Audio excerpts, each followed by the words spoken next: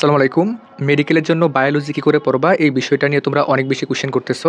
আজকের ভিডিওতে আমি এই বিষয় নিয়ে আলোচনা করব এবং এই ভিডিও সম্পূর্ণ দেখলে তোমাদের যে মেইন প্রবলেমগুলো হয়, বায়োলজির এত ইনফো মুখস্থ হয় না, মনে থাকে না, পড়াগুলো মুখস্থ করলেও হয়তো ১ সপ্তাহ বা ১০ দিন পর পড়া ভুলে যাও। আশা করি এই সকল সমস্যার একটা প্র্যাকটিক্যাল তোমরা সমাধান পাবা। আমি জুনিয়র হাসান টুটুল, বর্তমানে পড়াশোনা করতেছি ঢাকা মেডিকেল কলেজ ৪র্থ বর্ষে। তো চলো আমরা একদম ক্লেরিফাই করে বলি যে অ্যাডমিশন টাইমে তোমার বায়োলজি পড়ার যে সিকোয়েন্স বা ফ্লো এটা কেমন হবে। প্রথমত বায়োলজি স্পেশালি বোটানি এবং জুলজি যেটা বলো না কেন, এখানে ইনফোর পরিমাণ অনেক বেশি এবং তোমার হয়তো 90% পড়া হচ্ছে মুখস্থ বেসড এবং 10% পড়া বুঝতে হয়। এবং ওই বোঝার যে 10% পড়া তুমি যদি ঠিকমতো মুখস্থ করতে পারো ওই 10%টাও কভার আপ হয়ে যাবে।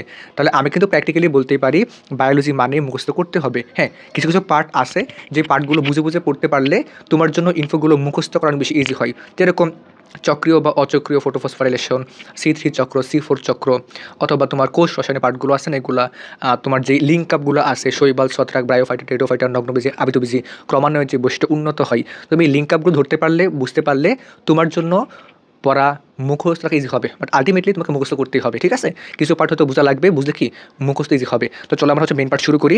তোমরা বায়োলজির জন্য কোন বইটা পড়বা এটা আমি ফ্র্যাঙ্কলি বলতে গেলে যদি একটা বইকে আমি ডিফাইন করি এটা হবে তোমার আলিম স্যারের বই, সেটা বোটানি হোক বা জুলজি। কিন্তু এখন যেহেতু হাতে খুব একটা সময় নাই এবং তোমরা ইতিমধ্যে একাডেমিক লাইফ থেকে একটা বই পড়ে আসতেছো, সেটা হচ্ছে আজমল স্যার এবং আবুল হাসান স্যারের বই, তোমরা সেই বইটাই পড়বা, ঠিক আছে? এবং যেহেতু বায়োলজি থেকে মেডিকেল ভর্তি পরীক্ষায় 30 মার্ক আসে, বুটানি এবং জুলজি 15 হতে পারে বা 18-12 এরকম হয় প্রত্যেক বছরই, ঠিক আছে? তো 30 মার্ক আসে, তুমি যদি স্ট্র্যাটেজিক্যালি পড়তে পারো, পড়াগুলো মুখস্থ রাখতে পারো, তাহলে 27-28 পাওয়া খুবই সহজ, ঠিক আছে? আমি কয়েকটা বিষয় উল্লেখ করি। 27-28 মার্ক পাওয়ার জন্য আউট অফ 30 তোমাকে 2টা সেগমেন্টে পড়তে হবে। একটা হচ্ছে তোমার একাডেমিক লাইফে তুমি যে বইটা পড়ে আসছো বা এখন যে বইটা মেইন ধরে পড়াশোনা করতেছো, অর্থাৎ আজমল স্যারের বই এবং হাসান স্যারের বই, এটা তোমাকে আগে খুব ভালো করে শেষ করতে হবে, ঠিক আছে? এবং শেষ করার সিকোয়েন্সটা কি? প্রথমত তুমি কী করবে, একটা ভালো ক্লাস করে নিবা এবং ক্লাস করাটা অ্যাডমিশন টাইমে বেশ ক্রুশাল। আমি কেন বলি, আমিও তো অ্যাডমিশন পার করে আসছি, আমি ছিলাম মেডিকোতে এবং আমি একটা অধ্যায় পড়া শুরু করছি মেডিকোতে ক্লাস করার পর। আমি ক্লাসটা করলে কি একটা অধ্যায়ের কোনগুলো ইম্পর্টেন্ট, কোনগুলো পড়তে হবে, কোনগুলো মুখস্থ করতে হবে, কোনগুলো লেস ইম্পর্টেন্ট আইডিয়া পেয়ে যেতাম। মেডিকেল ক্লাস বেশ ভালো ছিল এবং আমি আমার প্রাইভেট ব্যাচে সেম ধাঁচের ক্লাস নিই, ডিটেলস সহ পড়াই মেন বই ধরে এবং ওদেরকে বলে দিই যে প্রশ্নটা এরকম আসতে পারে, এই পার্ট থেকে প্রশ্ন আসার চান্স বেশি। আচ্ছা, তো ক্লাস করার পর তুমি কী করবা? সব প্র্যাকটিস করে ফেলবা। কারণ তোমরা যেরকম থাকো না কেন, তুমি ফার্স্ট টাইমার হও বা সেকেন্ড টাইমার, আমি আশা করি তোমাদের কাছে এরকম কোনো অধ্যায় নাই যা তুমি জীবনে দেখো নাই বা শুনো নাই। একটু সামান্য হইলেও তোমাদের আইডিয়া আছে যে একটা অধ্যায় থেকে কীরকম প্রশ্ন আসতে পারে অথবা একটা অধ্যায় কী কী টপিক আছে, তুমি প্র্যাকটিস সব করে ফেলো। এবং প্র্যাকটিস তুমি যখন একবার শেষ করবা, তোমার সব কিছু তো মুখস্থ হবে না, তুমি অনেক কিছু একটু পর ভুলে যাবা। এরপরে কাজ কি তোমার হবে? এরপরে কাজ হবে একটা কোচিংয়ের বই পড়া। এবং কোচিংয়ের বই কেন পড়বো আমরা? কারণ যদি বায়োলজি আউট অফ 30 তুমি 27-28 পেতে চাও, তোমাকে অবশ্যই এক্সট্রা ইনফো নিয়ে সামান্য আইডিয়া রাখা লাগবে, ঠিক আছে? তো এক্সট্রা ইনফোর জন্য তোমার আলাদা কোনো বই কিনতে হবে না, অন্য কোনো বই পড়তেও হবে না। তুমি যদি তোমার যেই কোচিংয়ের বইটা আছে, মেডিট্রিক্স অথবা রেটিনা ডাইজেস্ট অথবা মেডিকো কম্পেনিয়ন বুক, সেই বই কিন্তু এক্সট্রা ইনফোগুলো আলাদা করে দেওয়া থাকে, ঠিক আছে? প্রত্যেকটা টপিক শেষে অথবা একটা অধ্যায় শেষে কিন্তু এক্সট্রা ইনফো দেওয়া আছে, সেগুলো একবার চোখ বুলায় যাও। এখন এই এক্সট্রা ইনফো নিয়ে খুব বড় একটা প্রবলেম হবে, ঠিক আছে? কারণ 3-4টা বই যখন মার্চ করে কোচিংয়ের বইগুলো বানায়, সেখানে এক্সট্রা ইনফোর পরিমাণটা অনেক বেশি হয়ে যায়। এবং যেহেতু এই এক্সট্রা ইনফোগুলো তোমরা আগে কোনো পড়ো নাই, একাডেমিক লাইফে পড়ো নাই বা আগেও পড়ো নাই, এর জন্য এগুলো মুখস্থ করতে গিয়ে অনেক বেশি প্যারা খাওয়া লাগে, তাই না? এবং এটা আমি একটু চেষ্টা করব, যারা আমার সাথে যুক্ত আছে আমাদের ইউটিউব চ্যানেলে অথবা টেলিগ্রামে, আমি তোমাদের জন্য হয়তো এক্সট্রা ইনফোর জন্য আমি অধ্যায়ভিত্তিক ক্লাস নিব। তোমরা কমেন্ট থেকে আমাদের টেলিগ্রামে যুক্ত হয়ে যাও।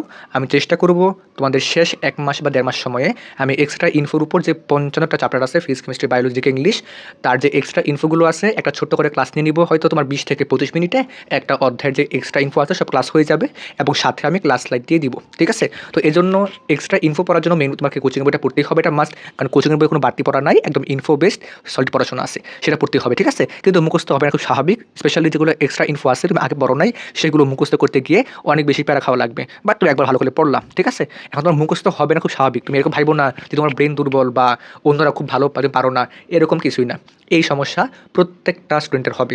প্রথমবার পড়লে একটা ইনফো, প্রথমবার পড়লে 1 সপ্তাহ হয়ে গেলে তুমি সব ভুলে যাবা, স্বাভাবিক, প্যারা নিও না। যখন রিভিশন দিবা দেখবা কভার আপ হয়ে গেছে, ঠিক আছে? আচ্ছা, তো এভাবে পড়ে ফেললা, তাহলে প্রথমে ক্লাস করে ফেললা। তুমি যে কোচিং আসো না কেন, হয়তো তুমি মেডিকোতে আসো বা উন্মেষ বা রেটিনা অথবা আমার ফুল ব্যাচে আসো, প্রাইভেট ব্যাচে, তুমি যেখানে একদম ক্লাস করে নেবা, ক্লাস করে প্র্যাকটিস সব করে ফেলবা। তারপর তুমি কী করবা বলো তো? তোমার যে কোচিংয়ের বইটা আছে বা মেন বইটা ভালো করে পড়বা, তারপর কি কোচিংয়ের বইটা পড়বা শুধুমাত্র এক্সট্রা ইনফোর জন্যে, ঠিক আছে? তুমি সেখানে ফোকাস রাখবা। আর আগের যেই তোমার মেন বই যেগুলো আছে তুমি তো আগে পড়ছো, মেন বই পড়ছো, তো ক্লাস, প্র্যাকটিস, মেন বই এবং কোচিংয়ের বই জাস্ট ফর দ্য এক্সট্রা ইনফোস, ঠিক আছে? তো এক্সট্রা পড়া হয়ে গেলে তোমার কাছে হবে এনাফ এক্সাম দেওয়া। এবং এটাকে আমি অনেক বেশি হাইলাইট করি, ঠিক আছে? কারণ আমি আমার একাডেমিক লাইফ থেকে অ্যাডমিশন পর্যন্ত অনেক বেশি এক্সাম দিছি, এবং সেই এক্সামের সংখ্যাটা তোমার 1,00,000 MCQ প্লাস সলভ করা হয়েছে আমার, সেটা এক্সাম থ্রু হোক অথবা প্র্যাকটিস করার মাধ্যমে। আমি এক্সামও অনেক বেশি দিছি। আমার সেকেন্ড ইয়ার থেকে অ্যাডমিশন এই পুরো 1 বছর বা 1.5 বছর টাইমে আমি 200 প্লাস শুধু মডেল টেস্ট এক্সাম দিই, শুধু মডেল টেস্ট, ঠিক আছে? তো অনেক এক্সাম দেওয়া হয়েছে, তোমরাও অনেক বেশি এক্সাম দিবা। এবং যে সকল বাচ্চারা আসলে এরকম আনলিমিটেড এক্সামের স্কোপ খুঁজতেছো বা পাচ্ছ না, তার জন্য আমি যেহেতু এই বিষয়টা ফিল করি বা আমি এরকম করে আসছি, আমি অনেক বেশি প্র্যাকটিস করছি, যার ফলে ভর্তি পরীক্ষাটা আমার জন্য অনেক ইজি হয়েছে।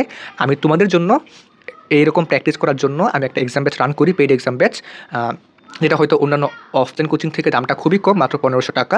এবং সেই ব্যাচে প্রত্যেক দিন 4 থেকে 5টা এক্সাম নেই, প্রত্যেক দিন 4 থেকে 5টা।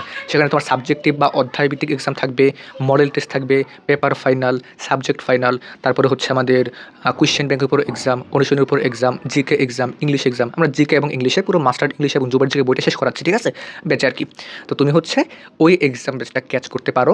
যেহেতু আমি প্রত্যেকটা স্টুডেন্টকে প্রিফার করি তুমি যত বেশি সম্ভব প্র্যাকটিস করাবে এক্সাম দাও। এবং একটা বাচ্চা আজকের পর থেকে যদি আগামী 100 দিন, ধরলাম 3 মাস 10-15 দিন সময় এখনও আছে, তো আগামী 100 দিন যদি প্রত্যেক দিন 4টা করে এক্সাম দেয়, ওর আগামী 100 দিনে 40,000 MCQ সলভ করা হবে। যেহেতু আমি প্রত্যেকটা কোশ্চেনে ব্যাখ্যা দিতেছি, তখন ব্যাখ্যাগুলো পড়া হয়ে যাবে এবং দেখা যাবে মেন পরীক্ষায় তুমি 70 প্লাস মাইনাস শুধু এই ব্যাচে কমন পাবা। এরকম লিখে রাখো। এবং তোমরা চাইলে এই যে এই পোর্শনটুকু আছে না, এটা কাট করে রাখো। কী জন্য? কারণ যেহেতু আমি মাস্টার বইটা সম্পূর্ণ সলভ করাচ্ছি এক্সামের মাধ্যমে বা ক্লাস নিয়ে আমি জুবার জিকে বইটা সম্পূর্ণ পড়াচ্ছি, মেন বইগুলো সম্পূর্ণ পড়াচ্ছি, তুমি 70 প্লাস মাইনাস কমন পাবা, এটা নিশ্চিত, ঠিক আছে? আচ্ছা, এটা কাট করে রাখতে পারো। ওকে, তারপরে তুমি যেহেতু এনাফ এক্সাম দিয়ে ফেললা এবং দাগানো বইটা পড়ে ফেলবা, দ্যাটস দ্য সিকোয়েন্স। কী বললাম? ক্লাস করতে হবে, প্র্যাকটিস বলতে তোমার কোয়েশ্চেন ব্যাংক, প্র্যাকটিস বুক, অনুশীলনী কোয়েশ্চেন সব পড়তে হবে, মেন বই পড়তে হবে। কোচিংয়ের বইটা পড়বা হচ্ছে এক্সট্রা ইনফোর জন্য। যারা আমার প্রাইভেট ব্যাচে আসছো তোমরা এক্সট্রা ইনফো এখন পড়ার প্রয়োজন নাই, আমি ক্লাসে কিন্তু এক্সট্রা ইনফো পড়াচ্ছি এবং আমি আলাদা কিন্তু অধ্যায়ভিত্তিক ক্লাস নিব, তোমরা পেয়ে যাবা, ঠিক আছে? আর যারা হচ্ছে এই অধ্যায়ভিত্তিক এক্সট্রা ইনফো ক্লাসগুলো পেতে চাও, চ্যানেলে সাবস্ক্রাইব করে কমেন্ট থেকে আমাদের যে টেলিগ্রাম চ্যানেলটা আছে সেখানে যুক্ত হয়ে যাও, ঠিক আছে? তারপর তুমি কী করবা? এনাফ এক্সাম দিবা, দাগানো বই পড়বা, দ্যাটস ইট। এখন প্রবলেম কী হবে? তুমি যখন একটা না মানে আজ তোমার পরশু হচ্ছে এক্সাম, তো তুমি আজকে এবং কালকে এই 2 দিনে ধরো তুমি হচ্ছে একটা অধ্যায় হয়ে পড়লা, আমি যে সিকোয়েন্সটা বললাম বা ফ্লোটা বললাম সেই ফ্লোতে পড়লা, কিন্তু তোমার এই যে অ্যাট এ টাইম তুমি যে এতগুলো পড়া একবার পড়লা, এটা কিন্তু ভুলে যাবা, ঠিক আছে? কারণ সবগুলো পড়া কিন্তু আমাদের লং টার্ম মেমোরিতে কনভার্ট হবে না। তো এই যে এত ইনফো বা একটা অধ্যায় পড়তে গিয়ে তুমি যে প্র্যাকটিস করলা, কোচিংয়ের বই পড়লা, মেন বই পড়লা, এক্সট্রা ইনফো পড়লা, তুমি এক্সাম দিলা, তাই না? এত ইনফো তোমার মনে থাকবে না, তুমি ভুলে যাবা। এবং এই ভুলে যাওয়ার হাত থেকে রক্ষা পাওয়ার জন্য আমি এবার আমার যে বাচ্চারা আছে পেট ব্যাচের, ওদের জন্য একটা ফ্ল্যাশ কার্ড আমি ফাইল তৈরি দিচ্ছি। তোমরা অনেকে হয়তো আমার জিকে এবং ইংলিশে ফ্ল্যাশ কার্ডগুলো আছে, অ্যাপ ভিত্তিক ফ্ল্যাশ কার্ড, অ্যাঙ্কিড্রয়েড অ্যাপে তোমরা প্র্যাকটিস করো, সেই ফ্ল্যাশ কার্ডগুলো তোমরা ইউজ করতেছো। অনেক স্টুডেন্টস কিন্তু পুরোপুরি ফ্রিতে আমার জিকে এবং ইংলিশের প্রায় 15,000-এরও বেশি ফ্ল্যাশ কার্ড কোয়েশ্চেন আনসার নিয়মিত প্র্যাকটিস করতেছে, ঠিক আছে? তো সেখানে প্রায় 8 থেকে 9,000 ইংলিশ কোয়েশ্চেন আছে, কোয়েশ্চেন আনসার অপশন সব ব্যাখ্যা সহ, ঠিক আছে? এবং জিকে এরকম 6 থেকে 7,000 কোয়েশ্চেন আনসার ব্যাখ্যা সব কিছু আছে শুধু ফ্ল্যাশ কার্ডে, পুরোপুরি ফ্রিতে, ঠিক আছে? তোমরা সেটাও আমাদের কমেন্টে যে লিঙ্ক দেওয়া আছে সেখানে পেয়ে যাবা, ঠিক আছে? তো ফ্ল্যাশ কার্ড ফাইলগুলো অবশ্যই নিয়মিত প্র্যাকটিস করবা, তাহলে তোমার প্রত্যেকটা অধ্যায় টাচ থাকবে তুমি, বুঝছো?